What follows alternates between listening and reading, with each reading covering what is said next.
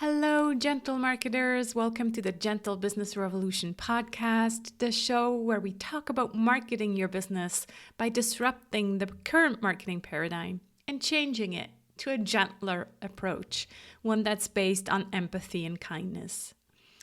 Sarah here with another extra episode specifically recorded during the COVID-19 pandemic. And today I talk with my new friend, Jules White, whom I also met on LinkedIn.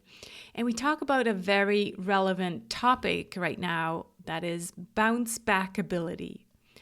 Jules White is an awards-winning international sales consultant with over 30 years of business and sales experience, working in many different sectors, selling everything from baby products to stainless steel to yellow pages. She has also experienced every job role within sales, from telesales through to sales director, and has a wonderful breadth of knowledge and experience to bring to her work. She also secured investment from Peter Jones in the BBC's Dragon's Den, which is the ultimate pitch to win. Her passion and mission is to bring a new outlook and perception to sales in the modern business age we live in, which will help you to truly be unique. Her Live It, Love It, Sell It entrepreneur program is also a book, and now the creation of UHP, Unique Human Proposition, takes it up to gear to deliver this effective methodology to the corporate market too. Her style is passionate, inclusive, and she immerses herself fully into your business in order to work as part of your team. Jules' ultimate aim is to make sure you create an unparalleled sales experience for all of your customers through you and your unique people. I think you'll love our bouncing back and forth around Jules' acronym BOUNCE, and we'll be able to tell that our values and the way we see marketing and sales is very much aligned. So here is the conversation with Jules White. Enjoy.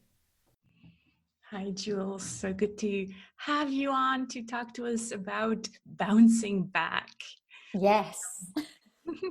And you just shared a little bounce back ability episode before we started to record. Are you feeling comfortable sharing this with listeners? I just think it's such a great example of being real, showing up as the non-perfect human beings we are, and also about bouncing back. Are you comfortable sharing this with listeners? And Yeah, definitely. I'd love to. So yesterday I was doing a webinar. So I decided to do a series of 4 webinars because I just thought that was great for me to be able to kind of meet people, in these strange times that we're in. And this particular webinar was about sales, which is my chosen subject. And I'd got quite a few people coming, Sarah, and I was really excited, new faces I hadn't met before. And I tested it several times and all the slides were great. And on the day at 2:00 yesterday afternoon, within 5-10 minutes, realized the slides weren't moving. Even though I was talking, the slides weren't going with me. I then tried to sort it out. I then couldn't get back to Zoom. I then had people waiting while I was trying to sort out the tech. I then had to exit my PowerPoint, and finally I couldn't get back into my PowerPoint, and then when I did, I couldn't even get to my slides. They had gone. So I sat in front of all of these lovely people and I said, I think we need to do this next week. And basically, then as soon as I came off, I thought, right, I'm booking the date again. I'll make it happen. It's next week, the same time. And I even did a little video telling everybody that I'd done a big fat fail. And I was just saying, I've got 25 odd people within 24 hours have already booked back onto it. So I'm so happy. Yeah, it happens to all of us. And as I was saying to you before we started recording, it's okay for us maybe who have a bit more experience, and we can kind of laugh about it, even though in the moment I'm sure you weren't laughing, and I wouldn't have been either. But like, okay, we've done our fair share of fails, and so now it's like, oh, I guess it's one of those growth moments again. Yeah. But when you're first starting out, I remember some of these webinars, and I was just like, oh my God, please make me disappear, or Yeah, so yeah. yeah, It's a a lot lot, of it's a self. lot, it's a lot to manage as well, Sarah, when you're doing the tech and then you're Yeah, watching the chat. And actually next week I've got two of my really lovely online friends have said, I'll manage your slides and I'll manage your chat. And I just said, yeah. fabulous. And that means I can just present then, which is what I'm good at, So that's really good. And yes, we do grow every time, Sarah, when these things happen. Yeah, so true. Now, I kind of just dove right in, and that's what I do here often. But I want to go back to, have you share your story with us, because I think it revolves a bit around this theme of bouncing back, and seems to be the story of your life. So why don't you take us there?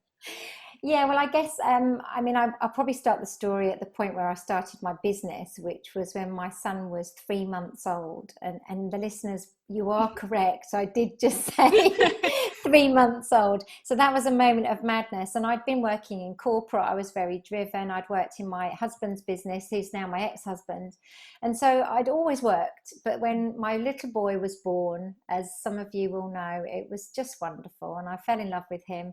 And I didn't want to leave him. So I thought, if I start a business where I can include him, then how amazing would that be? So I started a party plan business selling baby products, which in the UK, party plan was huge. We were buying Tupperware, clothes, makeup, you name it. But nobody was doing baby products. And I thought that was really strange. I thought, well, this must be a big market. So I started Truly Madly Baby. In those days, we didn't have social media, Sarah. So this was mums forums, and I was going on and checking out who was interested, recruiting mums to go out and do the parties and paying them commission. And then a couple of months into it, I applied in a moment of madness to go on Dragon's Den, which was our UK program, which is still on now. I don't know if you have anything like that in your country. No, I don't think we do. Well, Switzerland is kind of, very small, and we have the issue with the three languages. So no, we don't have anything like that. But in the US, what would you compare it to? In the US, it's Shark's Tank, Yeah. Okay. which is a similar format. So you pitch your Exactly. business to these very Yeah. rich sharks in America and dragons in the UK. And I got investment in this Dragon's Den journey. So all of that was just so amazing and unexpected.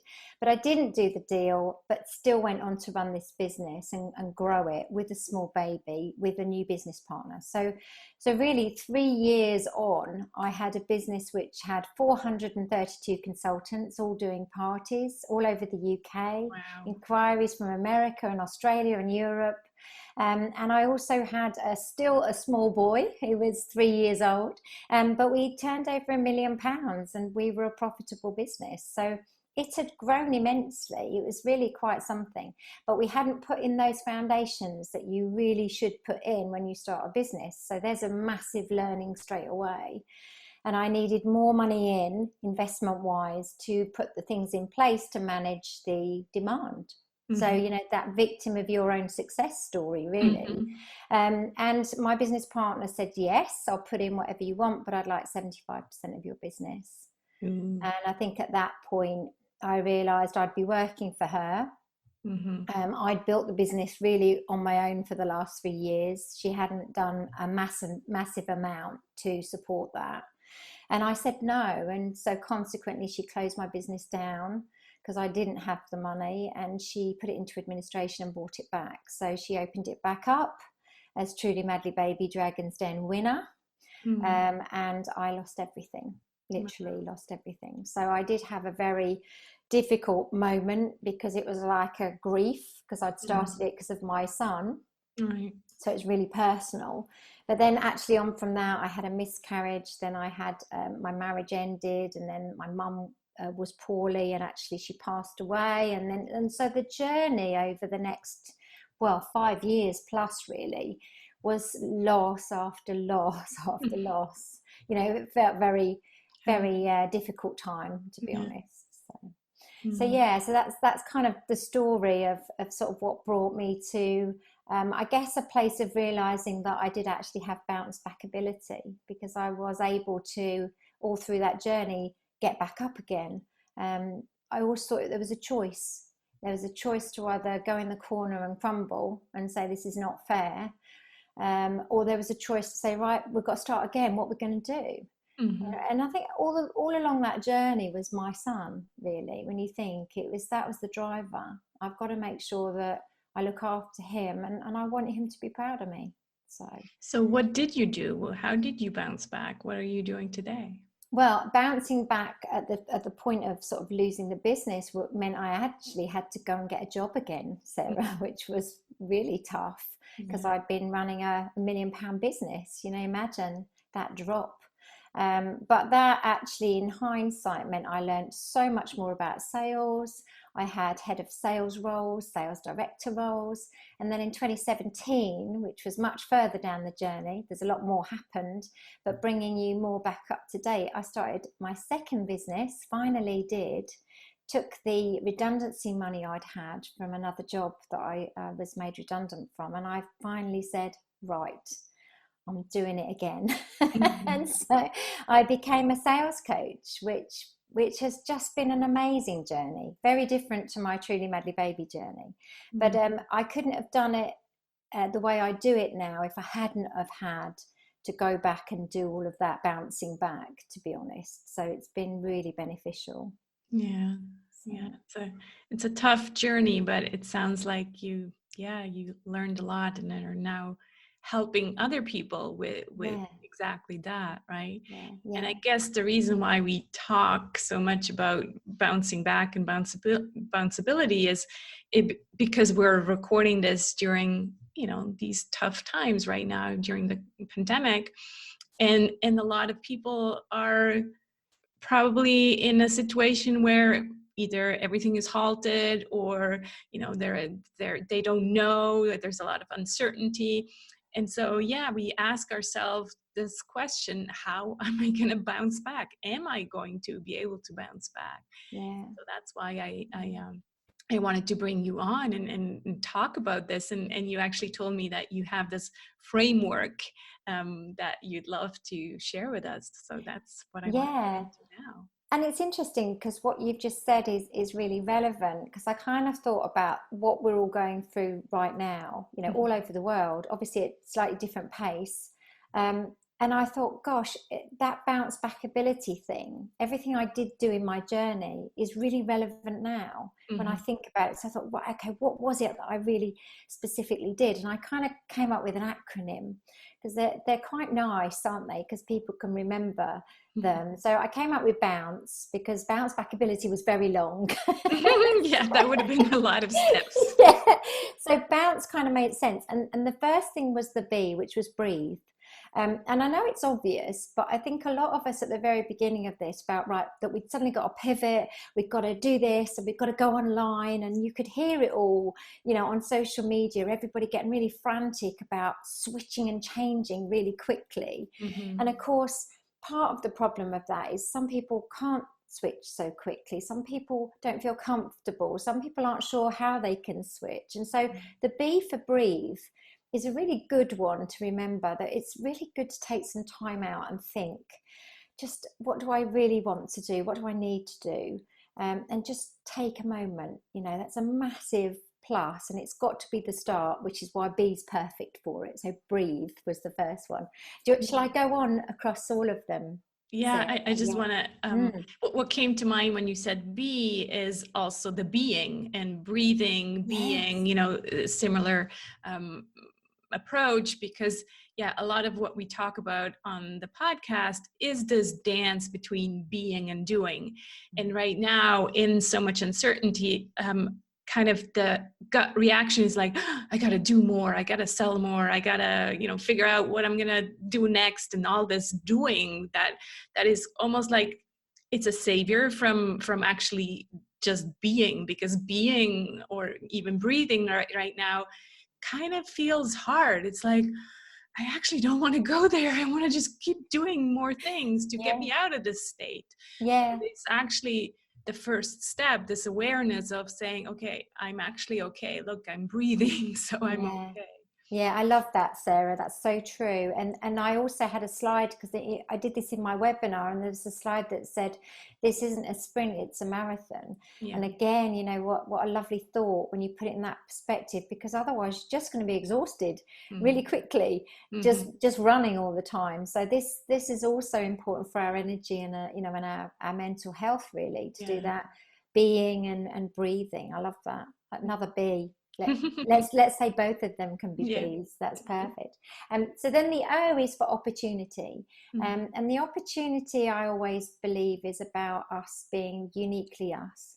So no matter what happens to us, if we really do embrace how unique we are and what we bring to the world as an individual, there's really something in that, because then we're not competing with others, we're not worrying about what other people are doing as well as us, we're just being us. So a bit of being as well from the B, but equally just recognizing that you have what I call the unique human proposition, the UHP, instead of USP in sales.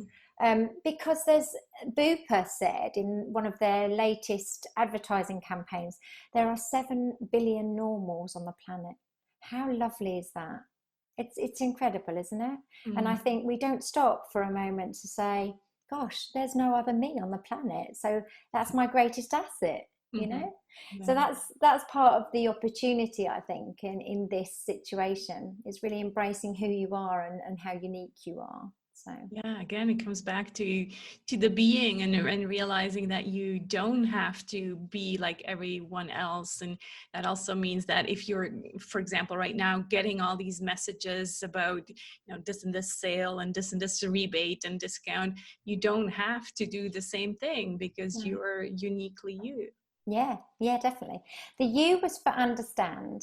And again, this is even deeper analysis, I guess, of just understand what your situation truly looks like. But equally, there was something last week, somebody said that we are all in different boats in the same storm. And I thought that was also quite lovely, because it just shows you that we're all actually in different scenarios, even though we're all fighting this pandemic.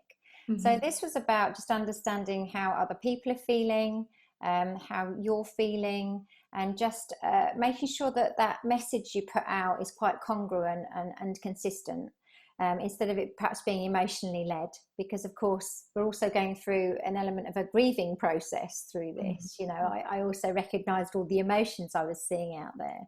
So that was the U. It was about understand. So and that covers a whole variety of things, but the word itself just makes you stop, I think, and think about it. Yeah, what comes to mind is empathy.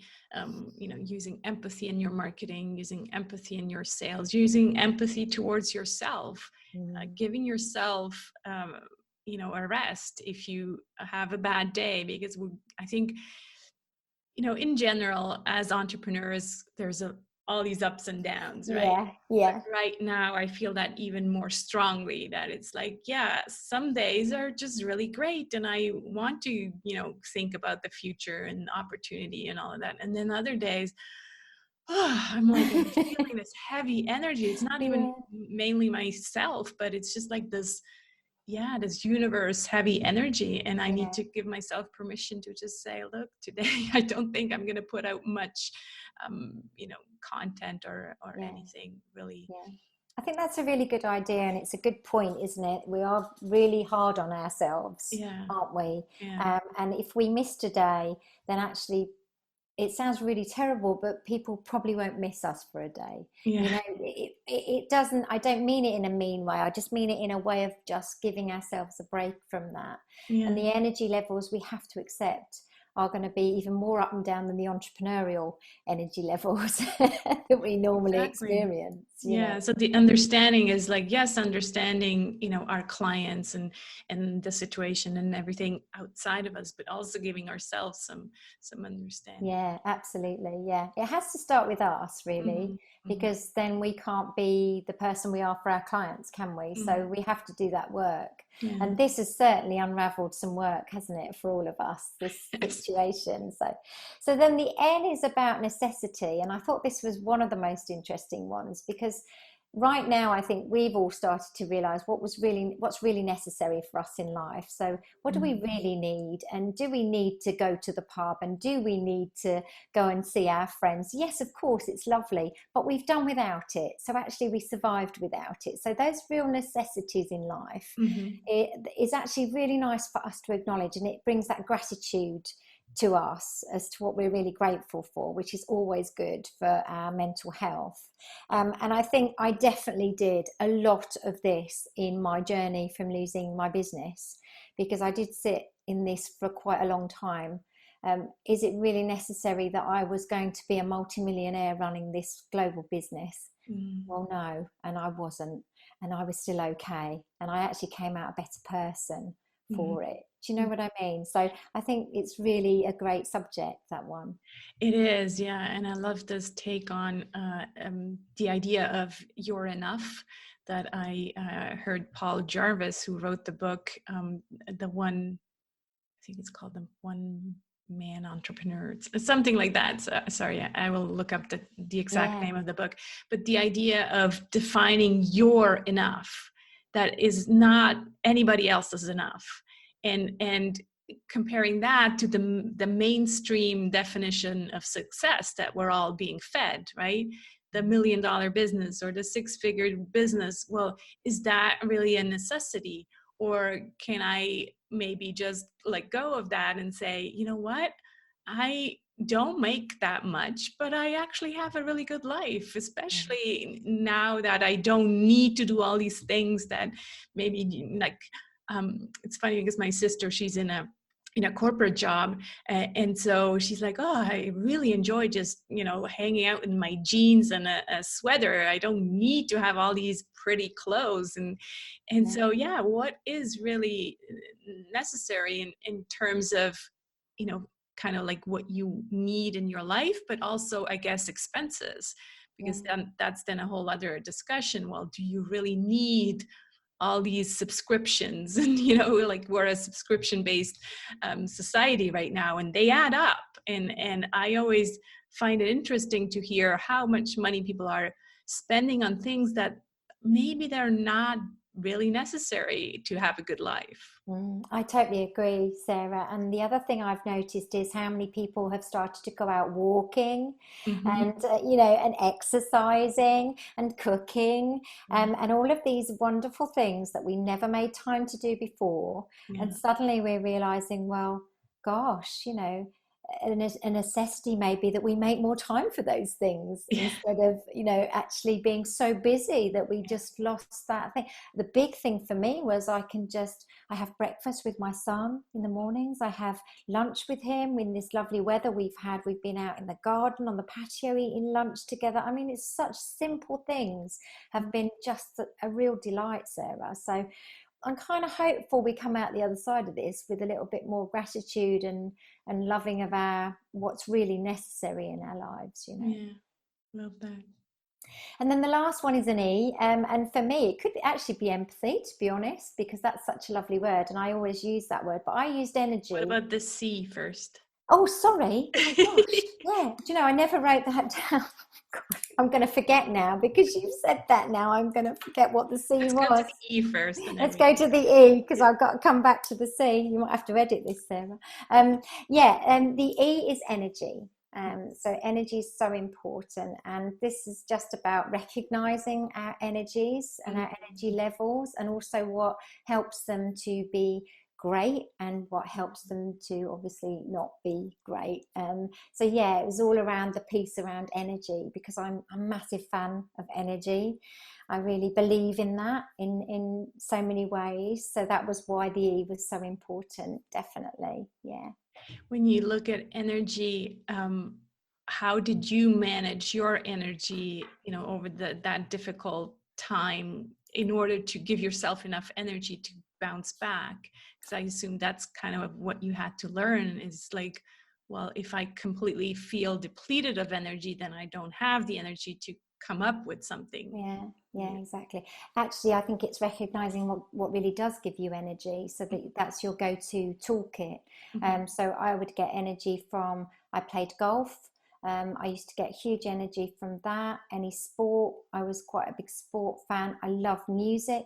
So I knew music was a real go-to place to give me a really heartfelt kind of energy. So I would just literally learn the real core places where I could get that really good feeling of energy. And then when I was feeling low, it's a case of actually listening to your body.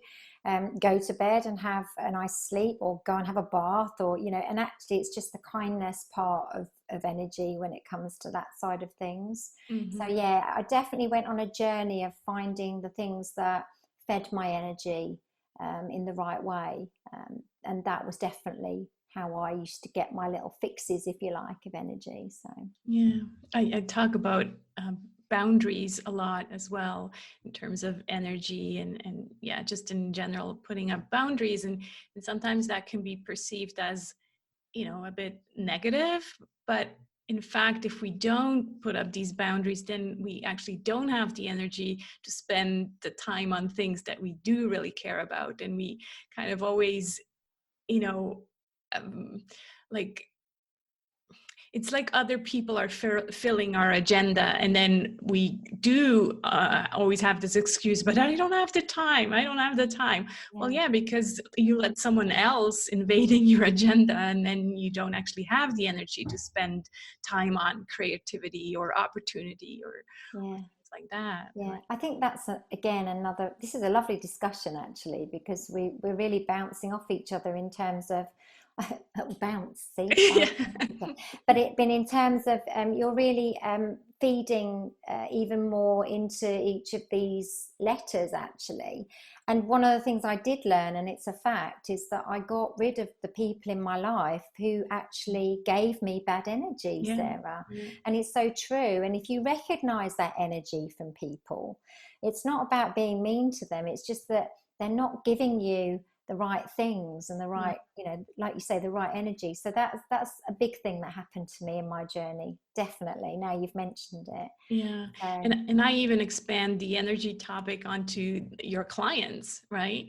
yeah. Like the third part of my book is about resonating with your ideal clients. So in a way, that's also the energy field. And I've spent many years putting out energy, but then getting back clients that I didn't feel that resonated with me or my worldview, and that then depleted my energy. So in a way, Yeah. we also want to be surrounding ourselves with clients that are on the same kind of resonance field, Mm, and for mm. that we need to fill our energy and put that positive energy into the world so that we Yeah, attract the right definitely. people. Yeah, when we're visible, online and in video and on podcasts and stuff, if people can kind of feel our energy, Hmm. that's really lovely, because then they can connect with that. So if they are the right people, they'll just connect with it, won't they? Naturally, I think Yeah. that happens. I definitely get clients come who have almost come from nowhere. Because they've perhaps watched me on, followed me online, and then they've just understood that there's a connection, which is, Right. and they say that to me, and of course that's the best client, because you go, yes, this is going to be good, Exactly. It's like, this is yeah. great. So yeah, if they can all be like that, that's really marvelous. It's not always all of them are like that, but I think there's still sometimes a client can come and you don't quite think you're a match, and actually you can give them huge help. So Mm. that's also happened to me before as well, which is good. The C is actually an amazing one. It's probably the most important. Is choice. Mm. And of course, this is my big theme that runs through my TEDx talk, and really all the work I do, is that we have a choice. There was a little story to this where I went to a lady. She was my friend's auntie, and she was a counsellor. And I went to see her. I was in my late 20s, and my boyfriend had dumped me. I was distraught. I Mm. was brokenhearted, and I had this day with this wonderful lady, and we just chatted. We just had the day together. It was really nice. We hung out, and she said one thing to me that changed my life. And because I said, oh, he makes me feel like I'm ugly. He makes me feel like I can't do this, that, and the other. And she looked at me and she said, Jules, no one can make you feel anything that you don't want to feel.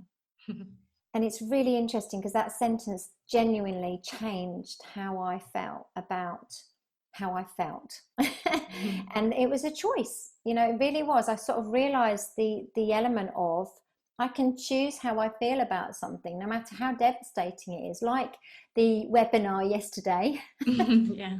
you know, for that moment, that pit moment where I felt I was such a failure and I felt such a fool and everybody thought I was a fool, I chose to move on from it as quickly as I could and then continue to do something out the other side of it. That was a choice. So I Mhm. think choice is massive, Sarah. Yeah. Yeah. I think when it comes to selling and marketing as well, we have a choice. And sometimes we don't see that we have a choice because we there's so many shoulds, especially when it comes to marketing and selling ourselves. And so we feel like we have to follow whatever is out there and all the advice that we're getting from gurus Yeah, and people, people even like us. Maybe it's like, yeah, oh, this is how you sell, this is how you market.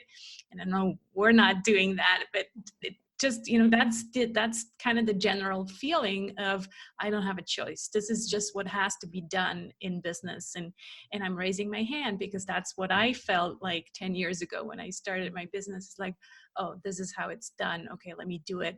And feeling completely out of integrity doing it, but just feeling like, well, I got to run the business. So I think this is what it is. But no, we have a choice. We have to give, sometimes we have to give ourselves permission to say, that's not how I'm doing it. Even though everybody else is doing it that way, I'm not doing it that way. yeah. And that's your UHP. So it Yes. ties right back, doesn't it, to that opportunity of us being uniquely us. Mm-hmm. And actually, when you look at, you know, when you look online and how saturated how saturated it is, and how many people you have a choice to work with, Yeah. it's often the ones who are doing it slightly different, who have a different color hair or have a little saying or wear something cute. You know, they're the ones that are actually the people you're noticing because they have decided to be uniquely them. Yeah. And we notice that, and it's lovely. I Yeah. love it. Yeah, it also comes back to the energy. Like if we're not feeling in integrity, and again, talking from experience, then we don't have the full energy. Some kind of energy is blocked, and people can always tell, or the ones that maybe can't tell, it's because they're blocking some of their own energy. So Yeah, yeah, so true. So yeah, so that's bounce, but a little different way round. But yeah, that's bounce. I So love that. Yeah, that is great. Thanks so much for sharing that with us. It feels like it definitely is the inner work that we are being called to work on during this time, right? During yeah, this pause, in a way. yeah, Still, I hear some voices maybe say, yeah, that's all good, but how do I make more sales? Like, where is the doing in that? So in terms of selling right now, what would you say is okay to do? And maybe it's not selling, but just kind of like the relationship building, or if people are still asking you, yeah, but that's great, Jules, but I need to pay my bills. yeah. What do I Yeah, sure. So there's a couple of things, and my whole methodology of selling is actually about relationships. So I'm really not one of these hard sell, process driven coaches. I'm very much around us connecting as humans through conversation, and empathy is a big word for right now. We have to be aware of how people are feeling, and there's lots of things out there saying we shouldn't be selling right now. And I don't agree that we shouldn't be selling, but I think the people who want to buy will buy from the right people. Let me just put it that way. And in order for that to happen, you have to be visible. So the first thing is, I think, if you want some top kind of tips really, Mhm. is stay visible. So Mhm. whatever happens, just keep posting on your social media, keep bringing out videos or do webinars, whatever suits you. Just be visible so people can still see you're there and you're doing your work, and push your message out in a really empathetic way so that people know what you do, but they also know that you know what it feels like right now. Okay, so that's just that lovely connection. So we know it's tough right now, but we also know that we want to run our businesses and we still want to show up. Okay, so that's kind of a big message. The other side of it about, how do we sell and actually then make some money? Because there's the thought leadership, the helping, the giving of knowledge, which is all really good. And that's a great way to show up. But on the other side of it, you want to try and make some money coming in the door to pay the bills. So start thinking about what is it that your customers need now? So maybe in other times they needed the products in certain ways or the services that you provide. Think about what is it now that they need? Because if they're still continuing their businesses, they will need things, but they may need them just framing in a slightly different way, in an empathetic way. So look, we understand you're feeling like this now. So what we're doing is our product now will give you this. And so it's relatable to how they feel right now. That's the best way that you can go forward and sell. Don't hard sell. Don't email someone before you've even met them and tell them you've got something to sell them. None of that's working. It probably wouldn't have worked before, but that's just not the way that we need to be right now. So it's all about building, staying visible, building, and being empathetic. What also comes to mind, and kind of based on conversations I had with people, is maybe going back to what worked for you before, and maybe you kind of moved on from that service or that product, but that it's worked before, and so maybe reviving that, even though it's something that maybe it's not your most biggest passion project, but it brings in the cash, and that it will. And so giving yourself permission to bring that back, even though you're not that passionate about it anymore, but it's what's needed right now. And so just go with it. It is about, I think, what the market needs right now. Yeah. So, in my market, obviously I'm a sales coach. So I've had people in the past who want to just really look at their whole business strategy. The people coming now are saying, I'm stuck. I don't know what to do now. What is it I need to do now? So it's much more urgent and it's much more in the now. So I'm having to tailor what we work on for looking at the ideal client. Okay, so what are they feeling now? This is back to that understand how they're feeling. What do they need? What's going to help them? And that's how you connect. Definitely, I think. Yeah, for me, it's for example, my LinkedIn profile video review. A lot of people have more time now to kind of focus on their personal brand, or in the unfortunate case that they have been laid off, and that now becomes a priority. And in the past, I kind of said, well, that's kind of a more affordable offer. I'm going to put that away for a bit, but now I'm offering it again because first of all, it brings me, quick cash, but also, actually, I should have turned that around. First of all, it's of service for people who really need it right now. And it's a good offer for them to implement the changes on their profile. And then, yes, it brings in the cash that I also need right now.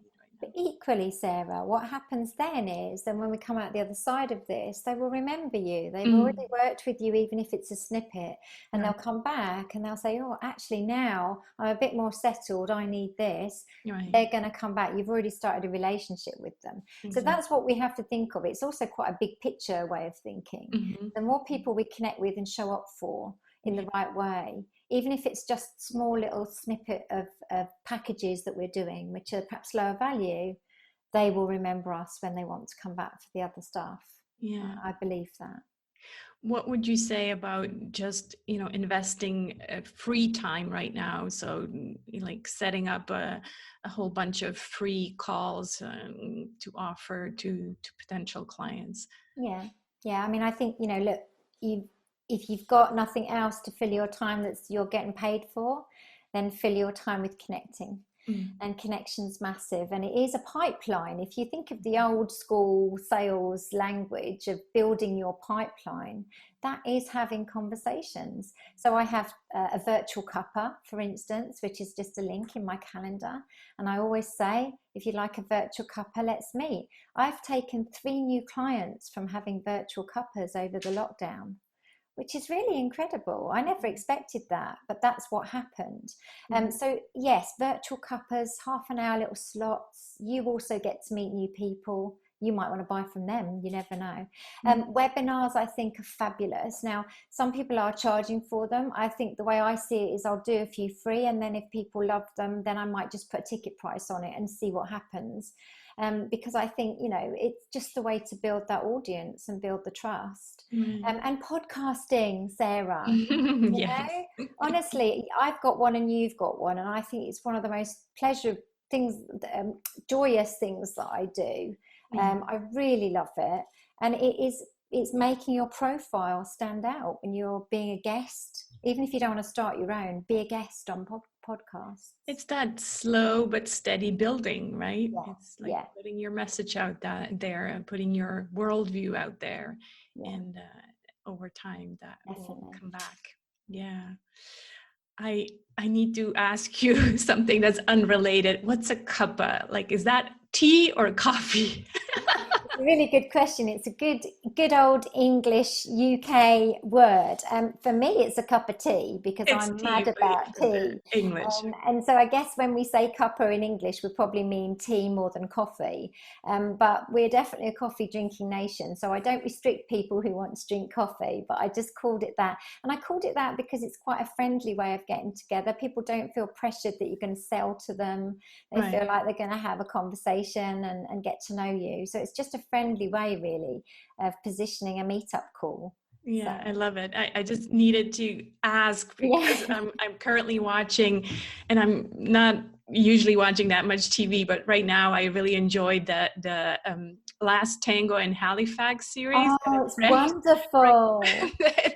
And yeah, it's just so funny how much tea they're drinking. They're always putting on a kettle. That seems to be the soul's kind of healing for everything. It is, Sarah, honestly. And if you came to my house, I'd probably have the kettle on at least 8 or 9 times in the day. I really would. And my son comes in and I say, stick the kettle on. I think it's like that standard phrase for him. Yeah, Bless him. exactly. But no, honestly, a cup of tea solves every problem in the world. So, Yeah, I love that. I'm much more of a coffee drinker, but yeah. just for that, I need to try the tea if it really does solve all my Yeah, you problems. must, and you must try it as a what I call a builder's tea, which is a really strong brewed tea. I love Yorkshire tea as a recommendation, and you have to have a dash of milk in it. You just Okay. do, and if you want to, a bit of sugar, but don't tell anyone on the podcast I said that because obviously we're not really allowed to have sugar. So yeah, that's a good old English cuppa. Oh, love that. Thank you so much for that explanation. This has been so lovely, and I know we could keep on going and talking about all these acronyms and just energy and selling and marketing. But I'd love for you to share where people can find out more about you, about those webinars that you're currently hosting. Please share with us. Yeah, that's wonderful. Thank you, Sarah. And thank you for having me as a guest. I've really loved our conversation. Um, I think the best thing for you to do is just go to my website because it's pretty much everything is on there. So it's Live It, Love It, Sell It.